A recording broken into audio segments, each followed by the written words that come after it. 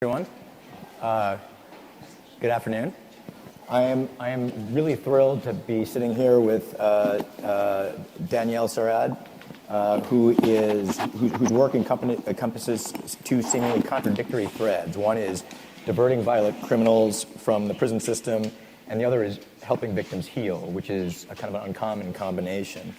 Common Justice, the initiative that she leads out of the Vera Institute, identifies violent criminals and offers them the chance to enter a rehabilitation program that diverts them from prison, but only on the condition that their victim agrees to this. And I have to say, reading about your work, I found it completely radically original and genuinely fascinating, and I think you will all too. And I want to cover a lot of ground here. I want to start by asking about your own background and how you came to this work, and then I want to have you talk about the truly remarkable work that you're doing through the Common Justice solution, which I think will blow the audience's mind as it did mine. But let me start. Let me ask about your background. How did you come to this work? And you've got kind of skin in this game in ways that are unusual for someone in your position.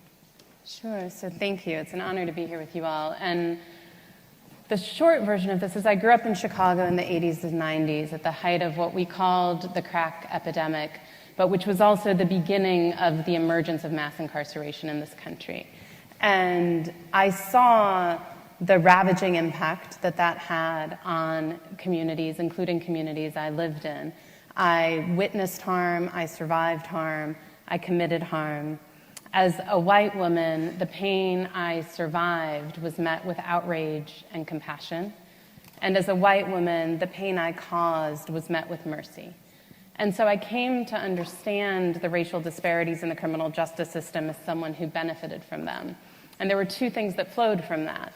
One was a sense of obligation to remedy that inequity, and the other was a sense of possibility, knowing that if the system was capable of seeing me as a child who made mistakes, who was capable of being something different and better, that the mechanisms were in place to do that for everyone, and that I couldn't be persuaded that we didn't have an avenue. And I don't want to dwell on this, but to put a finer point on it, I mean, you were arrested at age 15, if I'm not mistaken, for grand theft auto. You got 6 months of community service, and your accomplice, who was an African-American male, got 6 years in prison. And I imagine that would have provided a stark sense of the problem of racial disparity in our criminal justice system.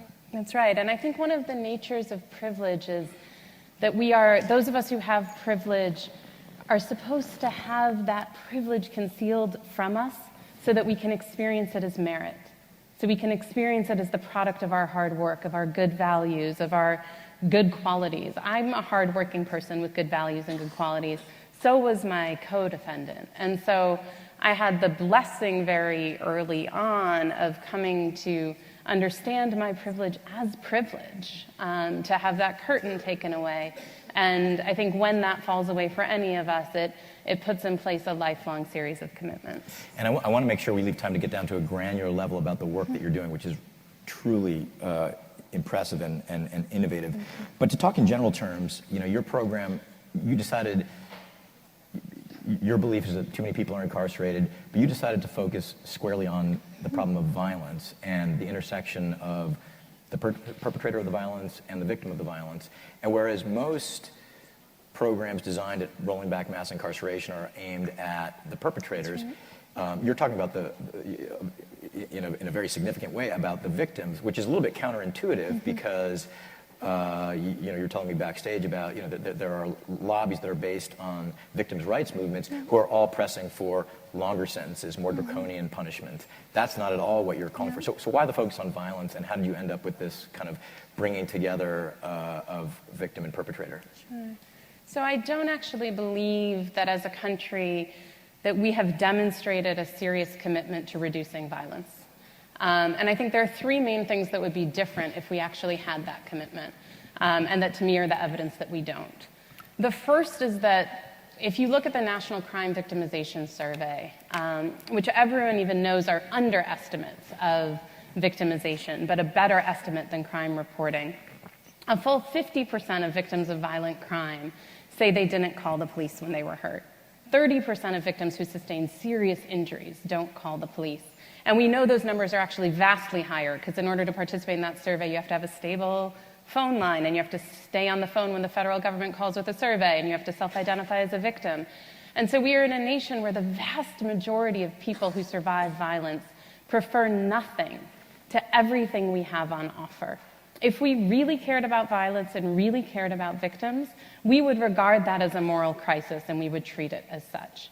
The divestment from that system is not only about policing. I think that's the mistake we make. It's that people know that the best result that system can deliver them if they engage it is the incarceration of the person who hurt them. And they do not believe that that will deliver them the safety and justice they deserve. So that problem of the enormous portion of victims who say, what you have for me is worse than nothing, if we actually cared about their pain, it would animate us to action. The second thing I think we would do differently if we actually cared about reducing violence is we would ask, who are victims and what do they want? Right? What do they need to be safe? And we would find, first of all, that a young man of color is 10.5 times more likely than I am to be robbed or assaulted, even though it's faces like mine on victim service posters. And we would find that the vast majority of victims, when you ask what they want, answer with things that are actually entirely supported in the literature about both trauma and violence intervention as things that help people heal. They want answers. They want their voice heard. They want a sense of control relative to the event. They want the person to repair the harm as best they possibly can, and they want to believe that the person who hurt them won't hurt anyone else ever again. The system we have in place fails to deliver victims any of that. And so we should be unsurprised by their unhealed pain in the face of our inadequate response. We have abdicated our responsibility to them. I think if we ask the question, what would it look like to build a criminal justice system in which the greatest portion of victims experience justice and safety when they engage law enforcement? That's not a radical question. It's not an anti-police question. But it would give us a completely different set of answers than the one we've arrived at. And that's, I think, the third thing we would do differently if we cared about reducing violence, is we would have responses to violence that in any way had any bearing on what we know about what causes violence. So when we understood what caused violence, our response to it would be designed to diminish those causes. We know 4 core drivers of violence that emerge from all the literature about it are shame, isolation, exposure to violence, and diminished economic opportunity and access. I would argue that 4 of the key things that incarceration produces are shame, isolation, exposure to violence, and diminished ability to meet one's economic needs. So we have developed an intervention that we know is characterized by precisely the things that drive violence. If it were true that incarceration reduced violence, we would have the safest country, not only globally, but in the history of humankind. Right? It doesn't work. And if we care about violence and we care about survivors, we will stop relying on something that doesn't work. I really do want to leave time to make sure to get down to, so you can talk about some of the cases that you've dealt with granularly in your work, because I think actually that's sort of the answer to my next question. But again, this idea of focusing on trying to bring together the victims and the perpetrators of violent crime, wasn't the response to this from the outset, you're crazy? This is just absolutely nuts. What are you doing? Right. So generally, yes. I think the exception to that was crime survivors. So no person, no responsible party, which is the word we use when other people say offender, gets into common justice without the consent of the person they hurt. So these are people who've survived very serious harm, some have sustained serious injury. They are all that fraction of people who called the police and the smaller fraction who went to grand jury. So they are arguably the jailingest subset of victims you'll find. 90% of the victims, given the choice between common justice and jail for the person who hurt them, choose common justice. 90%. Find me that consensus on anything else. And what we know is that part of that is about the things we first think of: compassion, mercy. But for the grace of God go I. That could have been my child. It could have been me. I believe in second chances. I would argue that accounts for maybe 20% of the people who say yes. The rest say yes for very practical reasons. They are making a choice about what they believe is most likely to deliver to them a sense of safety and justice, to secure the safety of themselves and people like them. And if there's one thing crime survivors want most, it is to believe that the person who hurt them will not do the same thing to anyone else again. They do not believe incarceration will deliver that. And when they choose to divest from that, they're actually making some of the most evidence-based decisions happening anywhere in our system because they're right about its failure to keep them safe. I want to make sure, we'll get to one more question after this, but I do want you to talk about, and this is the part that blew my mind in reading about your work, and just pick what you want to talk about in particular, but there were three sort of categories or maybe specific instances of people that you've dealt with. You had one victim of violent crime who actually asked to meet with his violent mugger so that the mugger could train him in self-defense techniques so he could defend himself against the very chokehold that the mugger himself had applied. There was another one where you had a violent offender and a victim who came together to make a film about what happened. And then I think this is more than in a single instance. You've got the victims of violent crimes asking to meet their assailants and to introduce their assailants to their own children so that the assailants could see, these are the children you almost deprived of a parent. Talk about that a little bit. So maybe I'll share that first story since it's maybe the most confusing without context. So we do a circle process where we sit together and answer questions in order, where the people who have caused harm sit with those they've harmed and their support people and reach agreements about how to make things as right as possible. And in one of those processes, as the stick reached the responsible party, the person who had caused this harm, he said, every man in my family has served at least 10 years in prison. He said, my older brother served 11 years, and for each of those years, he won the prison boxing league championship. And he's the one who taught me how to fight. And that night on the street, I showed you the wrong end of it. And he said, but he's also the person who taught me how to defend myself. And if you want, I'll teach you that too. And the stick went around and got to the harmed party, the victim, and he said, I would love that.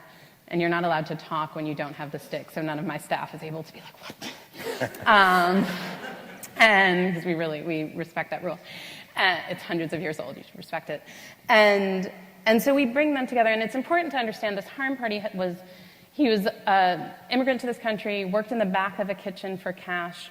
He was robbed on his way home for his week's wages.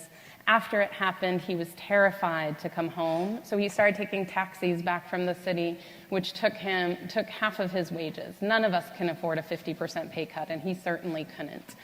And he suffered from common symptoms of trauma, so he would say even if a little old lady came up behind him, his heart would race, and his mind would race, and his stomach would turn, right? And so it diminished his ability to go outside, it diminished his ability to show up in his relationships, to pursue his dreams, to keep his job, all those things. He was deeply affected by it. So we bring them together based on this agreement in a martial arts studio under trained supervision. And at first, the young man who had committed the robbery is standing like he's being held and modeling how you get out of a hold, right? And don't do this at home, I'm not really teaching you. And he did it repeatedly, and then they switched position. And this young man is being held by the same man who held him that night on the street. And he's coaching him this time, being like, oh, a little to the right. And he's like, okay, that's the point. And at first he uses a little of his strength. And then he uses more and more until he's holding this young man with all his strength, and repeatedly that young man breaks himself free of that person's grip.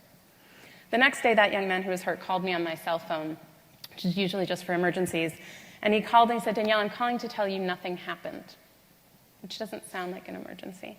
And I said, could you say more? And he said, I just walked by a 6-foot man, and nothing happened, meaning his mind didn't race, and his heart didn't race, and his stomach didn't turn.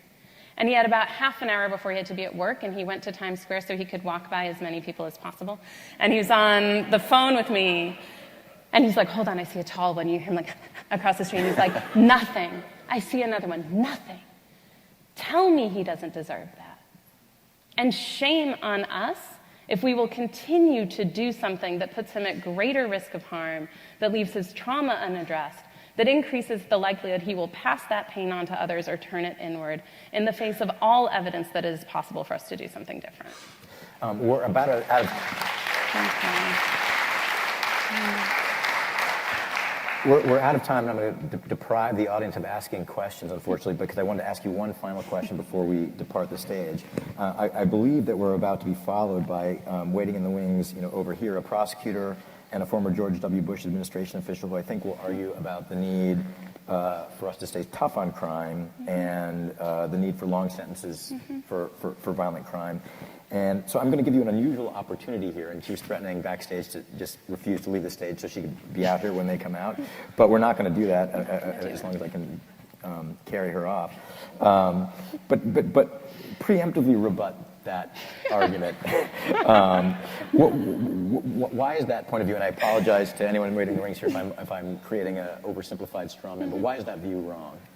So I would say two things about it, and I respect that the desire to keep people safe is a real one and that it's a complex thing to do, right? So I recognize the difficulty of those jobs. I would say two things. One is that we have equated punishment and accountability.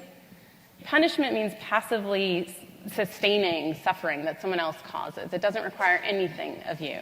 Accountability requires acknowledging what you've done, stepping up and answering people's questions, making changes to make things as right as possible, and never doing it ever again. That is a far harder thing, and you will not find anywhere softer on crime in that respect than a prison, where no one has to ever face the human impact of what they've done. I believe that when we hurt people, we owe it to face them. And I believe we have let almost everyone who has gotten caught for causing harm off the hook for doing that. So there is a way in which I think when we conflate punishment and accountability, we inflict harm that is not useful, and we excuse people from the obligations that do arise from hurting people.